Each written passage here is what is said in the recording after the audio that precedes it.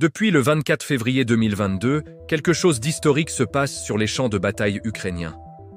Non pas seulement une guerre entre deux nations, mais une révolution technologique en temps réel. La guerre Ukraine-Russie est devenue le plus grand laboratoire militaire que le monde ait jamais connu. Et les leçons qui en émergent vont redéfinir les conflits du XXIe siècle. Premier grand bouleversement, la révolution des drones. Au début de la guerre, l'Ukraine s'appuyait sur le Bayraktar TB2 turc, un drone de combat qui a joué un rôle décisif dans les premiers mois. Mais quand la Russie a renforcé sa défense aérienne, cet appareil est devenu obsolète presque du jour au lendemain. La réponse ukrainienne a été radicale. Plutôt que d'attendre des livraisons militaires classiques, Kiev a lancé un écosystème d'innovation privée à grande vitesse. Le résultat est vertigineux. En juillet 2025, l'Ukraine produisait 200 000 drones par mois, contre seulement 20 000 à l'été 2024. Une multiplication par 10 en moins d'un an. De son côté, la Russie déployait plus de 400 drones Shahed par jour contre les villes ukrainiennes. Selon le commandant ukrainien des forces de drones, Robert Brovdi, aucun pays de l'OTAN ne serait aujourd'hui capable de défendre ces villes contre une telle saturation. Voilà le niveau de la menace. Mais les drones ne volent plus seulement dans les airs. Ils plongent désormais sous les eaux. L'Ukraine a développé des drones marins télécommandés qui ont frappé des navires de guerre russes en mer Noire, forçant la flotte russe à reculer. Des drones sous-marins ont également été déployés pour la première fois dans un conflit à grande échelle. La guerre navale vient d'entrer dans une nouvelle ère. Deuxième révolution, l'intelligence artificielle au cœur du champ de bataille. L'Ukraine a transformé une application civile de déclaration de revenus en outil de renseignement militaire. Les citoyens pouvaient y télécharger photos et vidéos de colonnes russes. Ces données, traitées par l'IA, alimentaient en temps réel les états-majors. La frontière entre civils et militaires a définitivement disparu. L'IA a également transformé la guerre électronique.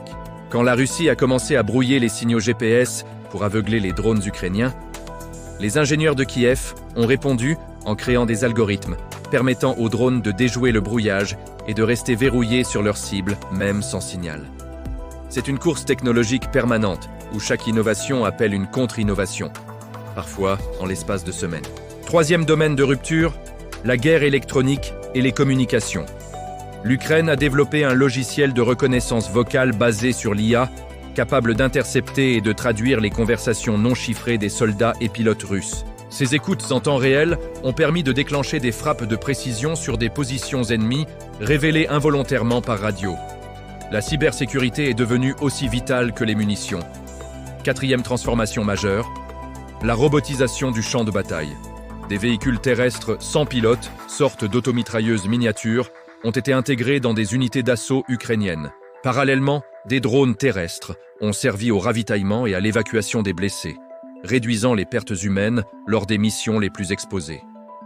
Sur la ligne de front, les soldats ont également adopté les motos et les voiturettes de golf, plus discrètes et moins détectables par les drones que les véhicules blindés traditionnels. Cinquième innovation décisive, l'espace et les satellites. Depuis le début du conflit, la constellation Starlink d'Elon Musk a fourni à l'armée ukrainienne une connexion Internet haut débit sur l'ensemble du front. Cela a permis une coordination tactique d'une précision inédite, des communications chiffrées en temps réel et le guidage des drones depuis des positions éloignées. La maîtrise de l'espace bas est désormais un enjeu stratégique de premier plan. Et la Russie dans tout ça ? Elle n'est pas restée passive. Malgré l'exode de ses élites technologiques depuis 2022, Moscou a comblé ses lacunes grâce à des importations massives de composants électroniques en provenance de Chine.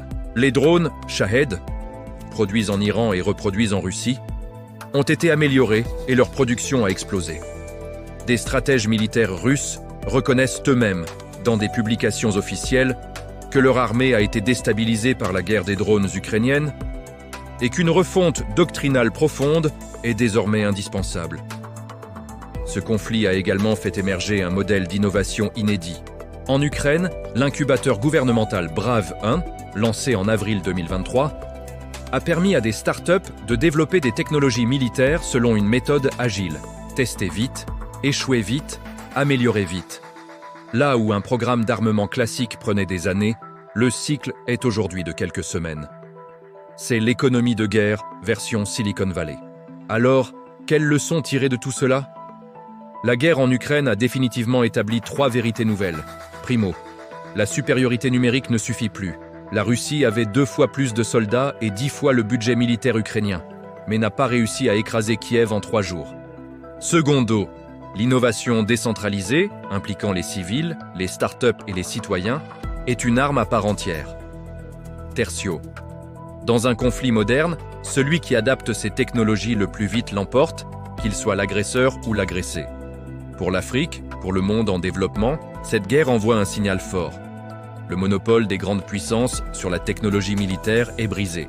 Un pays peut, avec de la créativité, des ingénieurs motivés et un tissu civil mobilisé, tenir tête à une machine de guerre bien supérieure en nombre. Le futur de la guerre ne se gagne plus seulement dans les usines d'armement, mais dans les laboratoires, les garages et les lignes de code. Merci d'avoir regardé, n'oubliez pas de vous abonner pour plus de contenu comme celui-ci.